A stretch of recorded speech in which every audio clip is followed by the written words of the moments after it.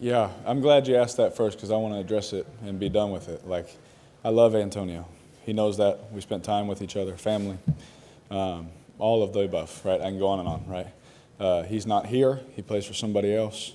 I wish him the best. I hope he goes off and gets everything he wants. Send him a text, and it says, hey, I wish you the best. I hope you get what you want, And there's no hurt feelings. There's no anger in me.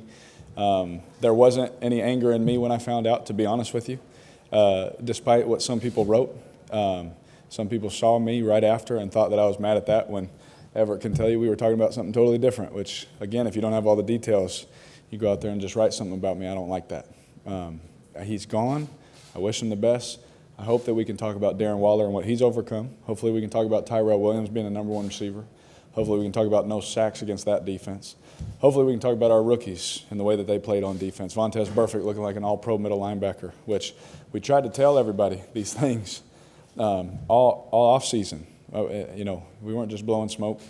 And sorry to take your question and run with it, but, we had a good football team even when he wasn't there. We knew if we added him, my goodness, that could be crazy because he's so good as a football player. But he's not here. And when it happened, it was like, okay, honestly, it wasn't the same feeling when Khalil got traded. I'll just put it at that. It was not the same feeling. It was like, okay, at least the questions are done, right? At least we have answers, right? And it stung as a friend having to see him go somewhere else. But again, I wish Antonio the best. And even if, whatever feelings, I don't even think he has hard feelings towards anybody. He just wanted a different place, right? And so I wish him the best. I hope he gets everything he wants. Wish his family and his children the best.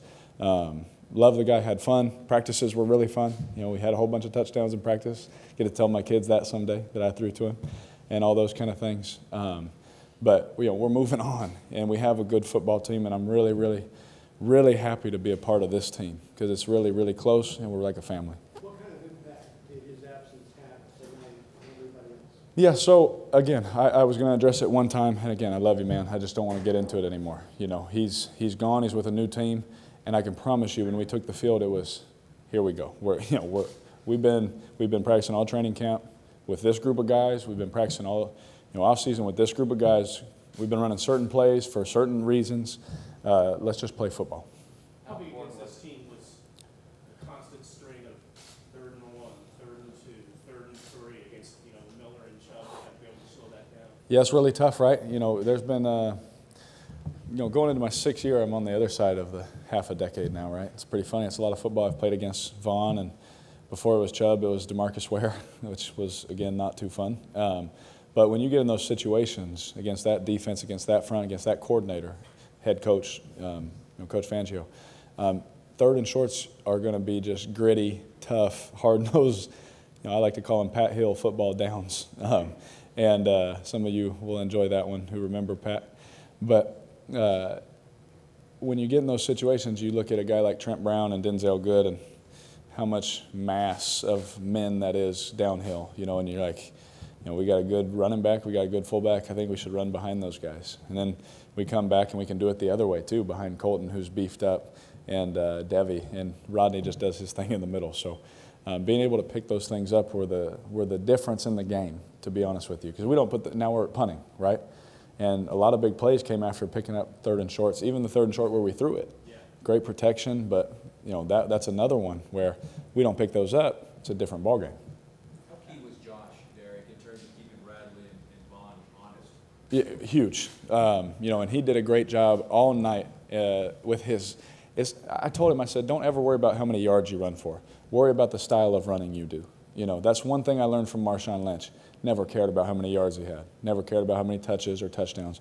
But when he touched the ball, he's going to make sure everyone else felt him, and that's how he controlled the game. And I told Josh that, and I'm not taking credit for that. He already does that, but I just encouraged him. Okay, he did a great job of just running physical and putting his pads down, making people hit him, where they don't want to hit him.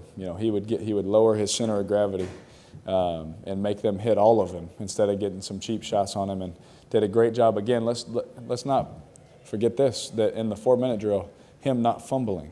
Right? Von Miller is the best at stripping running backs from behind, and he got picked up and slammed on his head one time, but he held on to the ball. and he gave the ball to the official. And so I think those are key winning moments. You know what I mean? Those are key things from a rookie running back that you're like, man, I'm really, really glad that we got that guy. John Moore talked all offseason about how maybe Tyrell's going to go receiver even before. Yeah. Bless you. What he did today sort of showed the fact that he has that. Absolutely, against good corners. Against Yiadam, who's a good, talented young corner, against Chris Harris, who obviously you guys know I think the world of. Every game, every ball you throw against him is a tight window. And he did it against really good competition. And I told you guys from day one when we got Trent Brown, that was Christmas. And then when we got Tyrell Williams, I was like, I don't even know there's nothing better than Christmas, but this feels pretty good. You know what I mean? I got 2 big gifts this year. And, that guy proved today that he can do that at a high level. And best part about him is he's just a great guy. He's a great guy, fun to work with. He came out to Bakersfield. A lot of y'all been there, say, why would he come? That's just the kind of guy he is, right? He went down to Bakersfield and worked with me, and I appreciate it. It's paying off. Last one looking at here, what did you think about the atmosphere from the crowd tonight? I'm gonna be completely honest with you. Make some of y'all laugh a little bit, but when I don't think people really know how much I love this place. When I woke up this morning, came into the stadium, and I saw that gold patch, that gold C on the Raider jersey, saw my name on it, already knew this is the last time we'll play the Broncos in the state Monday night.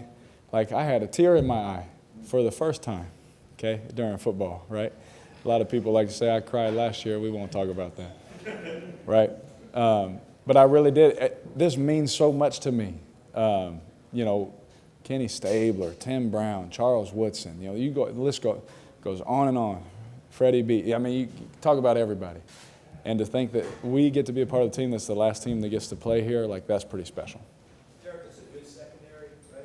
Last Yeah. year, 80% against them, and tonight, totally no receiving core, you're like 85%. What is it about your success against Denver? I just give all the coaches credit for pushing me and teaching me the system at an expedited rate,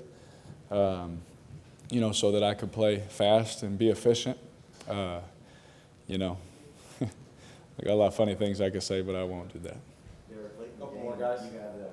you were talking to the official and you pointed up at the clock. Was there something going on with the radio? Yeah, I told the official, actually, every time that little, what's it called, the sky cam? Yeah. Every time that sky cam would get close to us, my headset would go out. And so I don't know if it was a radio for a frequency kind of thing. I don't know. But for whatever reason, and that may not even be the reason, right? But I just noticed every time it would get close, it would cut out and I couldn't hear Coach.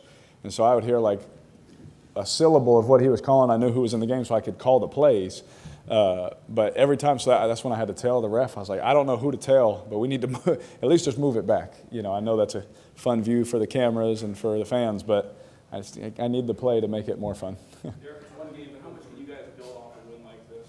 Yeah, a lot. We're going to watch the film. I'm going to watch my footwork. I'm going to watch my eyes. I'm not into how many passes we completed. No offense to that question. I'm into the ones I did miss. Why did I miss them? How can I do that better? That's what if you grade out just random numbers, you grade out at 80% or 90%. What's the 20 or the 10% I messed up on? Tell me that and I'll get it better, And that's what I'm into. And that's why I love our coaches because they definitely harp on those things. Last one. Yeah, I loved it, right? I think we all in here, everybody, roots for Darren Waller, right? I think everyone roots for that. I told him, I kid you not, when I sat there at my house and I watched his, story come out on Hard Knocks, I sat there with tears in my eyes because I was like, how many people that helps for him to be that vulnerable? I said, that's unbelievable. That blesses my life to see someone that vulnerable and that open. Like it wasn't hard for him. He was just talking, telling people his story. Imagine if everyone could open up like that. How many more people could get help? How many more people we could help, right? And then to know that story, and then to watch this man come on Monday Night Football and make these crazy plays, right? I mean, you have to root for that guy. I think we all do, and I think that he's become a fan favorite and one of the favorites in the league, for a lot of young kids. And for a lot of adults, too, to look up to him, that he could be that young and that honest and that open. And I told him the next day I saw him, I said, bro, that you don't know how many people that story, your story, is going to bless and help and change their life. Maybe today they go and ask for help today. Maybe now they finally realize, man, if he could do it, I could do it. And that right there, to see him now transition and be the professional football player, not trying to get cut, right? He's a professional football making plays on Monday Night Football, starting tight end for the Oakland Raiders. I think it's a powerful thing, and I think that needs to be talked about more. Thank you, guys. Thanks, guys.